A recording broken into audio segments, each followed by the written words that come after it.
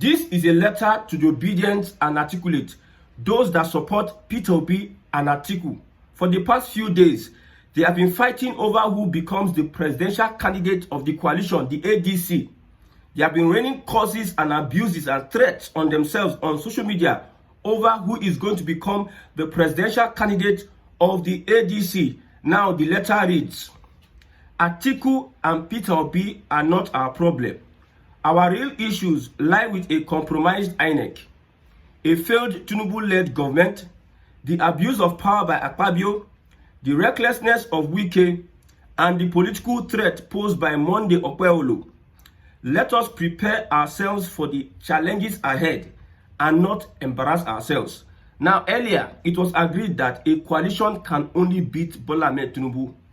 Anything other than the coalition would not be able to remove Tinubu come 2027. Everybody have their sentiment. Now, this is a message to Peter Obi from the coalition, from Atiku boys, those that support Atiku. Now, he says, the late President Muhammadu Buhari, even with his cult followership, fought hard for the APC ticket in 2014. They are advising Peter Obi that no matter what, no matter your insinuations about Atiku, whether he's going to rig the primaries, you need to fight for that ticket. Now, they have come out to say that if you fight for the ticket and you win, we will support you wholeheartedly. Okay? President Asiwaju Bola Ahmed Tinubu fought for the ticket in 2022. Yes, remember APC 2022. Bola Ahmed Tinubu fought for the ticket. Now, Atiku Abubakar, despite Wike's financial advantage going into the primaries, fought for the PDP ticket in 2022. But Peter Obi wants the coalition ticket to be handed over to him on a platter of gold. They are saying that as a Democrat, you would be able to fight for whatever you're going to get in democracy. It's a game of numbers. So they are challenging Peter Obi. You have followership, the obedient movement. Register in the ADC, come into the ADC, and you challenge Atiku whatsoever. Now, what are the fears of the obedience? We know that the obedient movement constitute a lot of Nigerians, most of them not experienced politically, not politically wise, not politically exposed. Most of them, they fear the corruption that might ensue with an Atiku primary, a primary that will be conducted where Atiku is desperate to become a presidential candidate. They are looking at what happened, what transpired in the past, how Atiku was able to defeat a Wike, like with everything. The kind of primaries they have been conducting in PDP in the past. Why is Wike fighting Atiku? Why? Till today, Wike, he doesn't want to. Look at what happened. Wike, with his financial muscle and strength, the way primaries are being conducted in Nigeria, he believed that he's going to outspend, he's going to lobby everybody to become the presidential candidate. Atiku, who is experienced in winning primaries, got in and played Wike. Atiku and Tambuwal, they played Wike. So if we are talking about primaries with elements like Atiku, Amaechi, desperate for power, man, and they're also like afraid whether Northern Nigeria would genuinely want to support a Peter Obi. Looking at the way Northern Nigeria is running, look at the desperation of Northern Nigeria. So this is the sentiment of the obedient movement, that they don't want obedient movement to in the ADC. You know that some obedient people are not in the coalition, they are outside. The obedient that are outside are saying that, my brother, this is our sentiment. We want Southern presidency. We want to follow by the agreement of North and South. North have its turn, South have their turn. Some obedient movement, they want a P2B unchallenged. The ones inside the coalition are saying that we are afraid of this guy using their money because P2B, according to him, he know they give shishi. P2B, when they give shishi, how he go spend $30,000 for a delegate?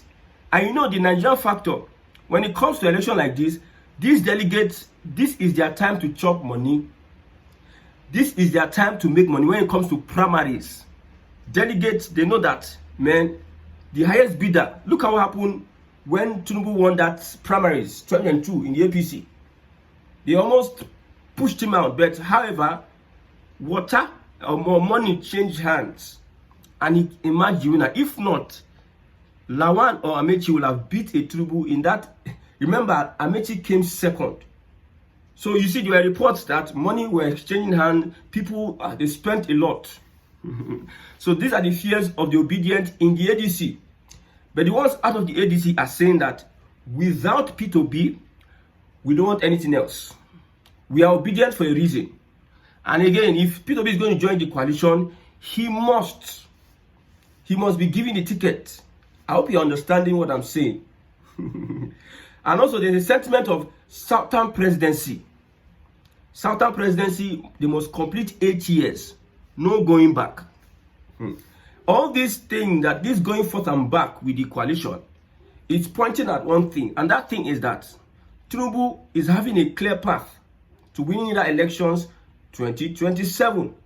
Irrespective of the fact that we know that the APC has not come to play, has not come to conduct free and fair elections. The APC is much more interested. Looking at the past elections conducted under Tinubu, the APC is much more interested in rigging elections, wherever it is. You can take it.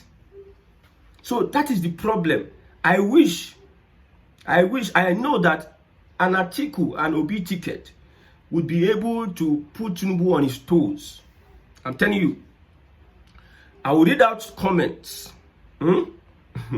Somebody says, Tinubu's game plan is very open. I still don't know why you all cannot see it.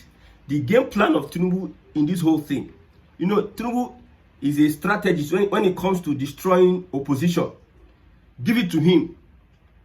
I don't know about good governance. So good governance is not a policy that only benefits the elite. When it comes to destroying opposition, causing confusion in opposition, Tinubu has a master's degree in dismantling oppositions.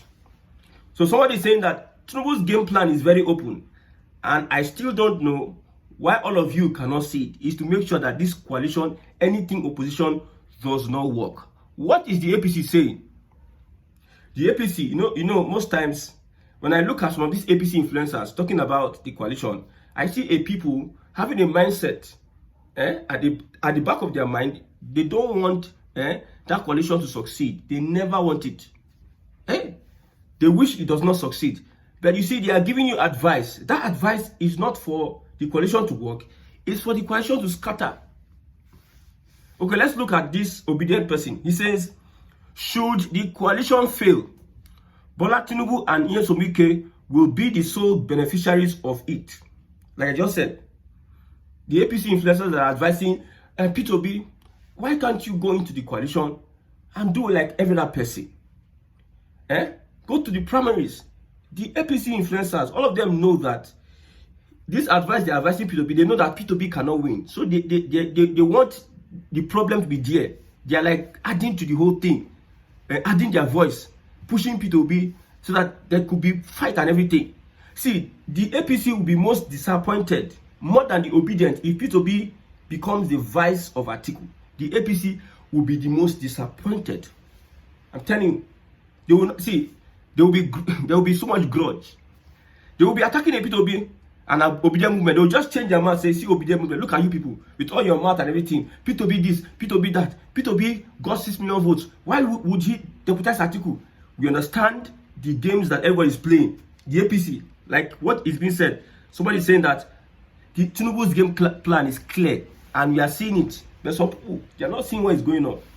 Okay? Should the coalition fail, Bola Tinubu and Nyesom Wike will be the sole beneficiaries of it. If it doesn't scare you enough to support whoever between Atiku and Obi, the coalition failed, you will regret it very deeply. 2027 should be anyone but Bola Tinubu. This is another school of thought. Now, most people, whether they are obedient or they articulate, what they are saying is that we don't care who is there, even though it's edified. We want Tinubu out. They don't like the face of Tinubu. They don't like to hear anything about Tinubu. probably what Tinubu has done in the past. They don't see, like I said, the most hated politician in Nigeria today is Bola Ahmed Tinubu. I stand to be corrected, though. You can tell me otherwise. Jonathan was abused, but was not the most hated. Buhari was also hated, but you cannot compare Buhari with a Tinubu with Wike and Akwa Ibom. Politicians most hated, they are in this administration. So some people don't want to see their face. We don't want to see anything Tinubu. We don't want to hear Tinubu. Whatever comes out of the coalition, we accept. It is better safe. Atiku deputize Obi, or Obi deputize Atiku, or Atiku and El-Rufai, let it be Muslims in ticket, or Atiku and Amaechi, whatever it is. We just want a Tinubu to get out of Aso Rock by 2027. And most people are doing so because of the Wike, the recklessness. I just read something now. Now, another point is that Tinubu's strategy is to divide and cripple Obi's base. These are coming from people. Tinubu's strategy is to divide and cripple Obi's base. Pay close attention to what is happening in Lagos, Edo, and currently hijacked the River State that has been hijacked already. Just pay close attention. Where P2B had a lot of followers, a lot of votes, although Lagos is different now because of the media gaslighting, the propaganda has been carried over the months. Igbo, Yoruba, Labour Party is IPOB, blah blah, obedient is whatever. Many people have switched over to neutrality. You see that the next election, people will not come out and vote in Lagos. I'm just telling the APC, you plan to rig elections in Lagos. The next election, actively, people, even APC supporters, will not be coming out. Those that voted against Tinubu will not even come out to even vote next elections. APC will have to spend a lot of money to entice people to come out. APC will move from door to door. APC, this will be their strategy. They know that voter apathy will be the order of the day come 2027, but they will be moving from house to house. They did it last time, but this time it's going to be very, very calculative and effective.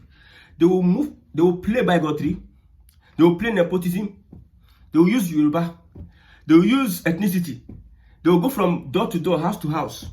Yes, they will use money, and they will make sure that they will give you tax. You from this constituency, if you don't deliver APC, you are out of your position. You from that constituency, if you don't deliver APC, they will give everybody mandate to deliver their polling unit. That will be a task. What I'm saying is what the APC is planning. Like I said, there are so many things I will not say, but at least small. By 2026, there are some things I'll be revealing about the APC. And you go see it live and direct. Well, this is not even something that they are hiding. This is what your guess. If you sit down and think, what do you think that the APC is planning in the southern part of Nigeria?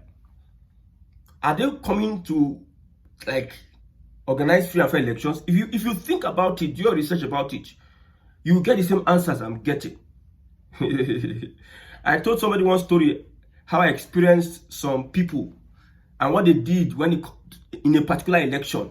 See, people are evil. The desperation people have for power, especially those in local government, politicians generally, what they can do for power, my brother, they can. I don't think a politician, a Nigerian politician, is a Christian. If a politician says he's a Christian, and again he's in the APC, you need to watch that person very well. So Tinubu's strategy is to divide and cripple Obi's base. Pay close attention to what is happening in Lagos, Edo, and currently hijacked River State. He's locking down Southwest through the backyard. Look at Osun, Oyo, and Lagos. The last chairmanship election in Lagos. Now, those Labour Party aspirants that were beaten is to instill fear on the people, on those that are coming out to even contest under Labour Party. Now, they unleashed their NURTW chairman. That one came and do like in Oga or Emso normal, use mic and sent a message, a cryptic message to those that are coming out to vote. And you know, Nigerians are getting the message. In the last election, they beat one Labour Party official. They beat that guy, At the end of the day, they can't carry food, give am. See, it made the news, but what did the police do? What did the security agencies do? Look at Shore and police that are protesting against police. And police is brutalizing police because the police has not paid their police pensions. Look at how our institutions are being rubbished. They attack somebody, the police could not go for that person rescues. See, people are just playing politics. So through the back door, Tinubu is sending a psychological message to the people. They are using politics to send that message. Subtle message they are sending. Because if I'm being attacked, I'm a Labour Party official, I'm at the polling unit, and I'm being attacked, and the police, the army, the people are there, nobody does anything. Even the people self, nobody came together to rescue me from the hands of cultists and touts. Then how will other people feel? Already, people don't have hope in Nigeria. In Nigerian judiciary, police system, whatever, they don't have hope in security, whatever it is. People are willing to, whatever it is, they can jack out of the country because they feel they are in an open camp, a concentration camp whereby they can be killed at any point in time. Something can happen to you at any point in time and there will be no justice for you. An army person can just be happy, a trigger policeman can just shoot you and excuses, they label you whatever they label you. They bury you and they hide you, whatever. No justice for the poor man.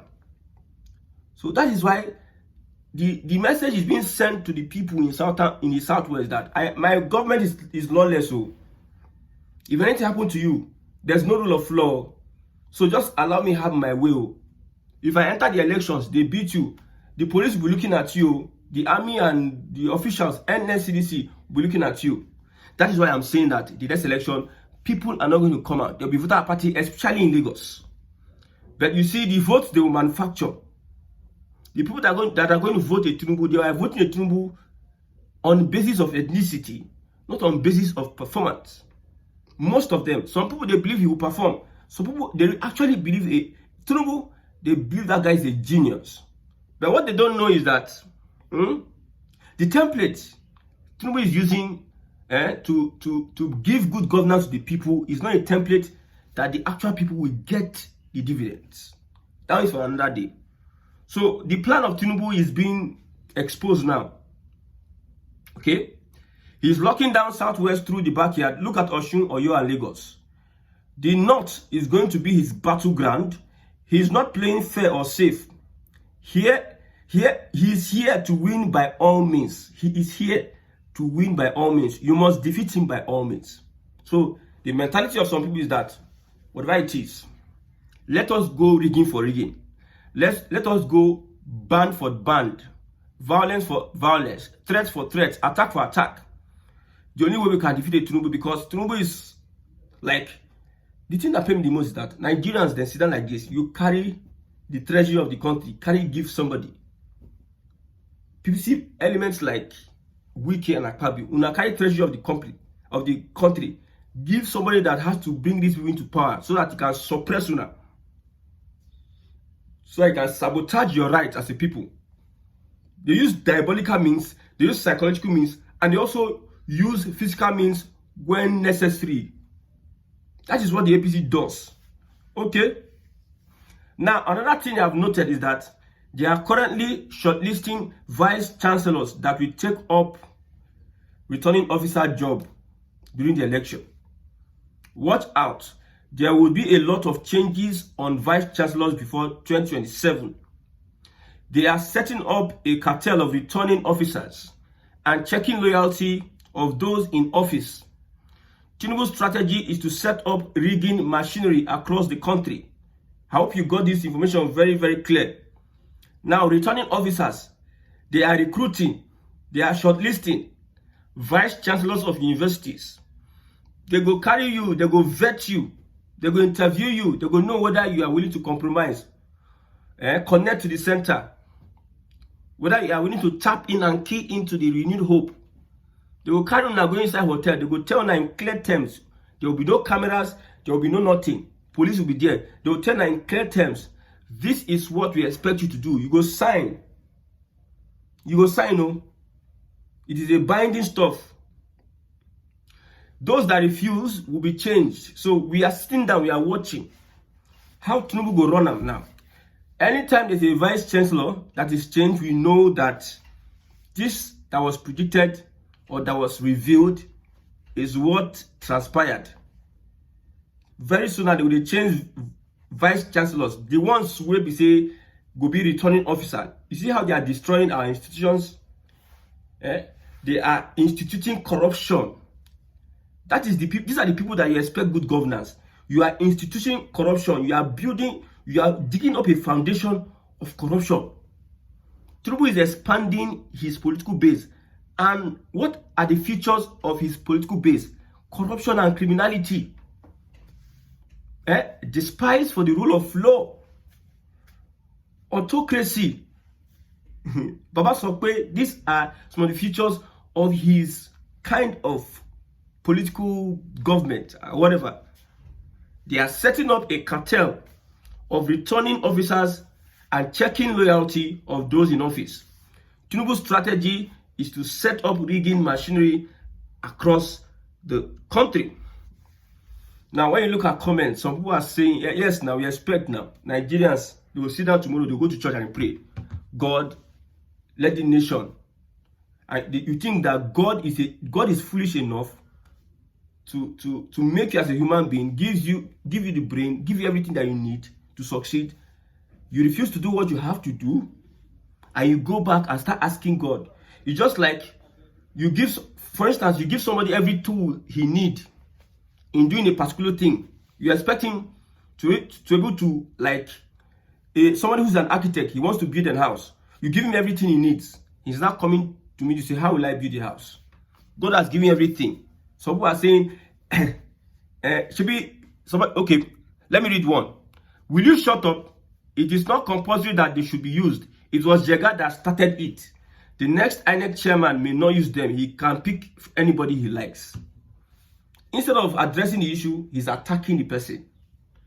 That Jega now, they can do they can do anything. And tomorrow they go to church. Some of them are pastors, deacons and deaconesses. They go to church and they're praying to God. No wonder black man will always be a black man. The black man, man, I don't use the F word. May God help us.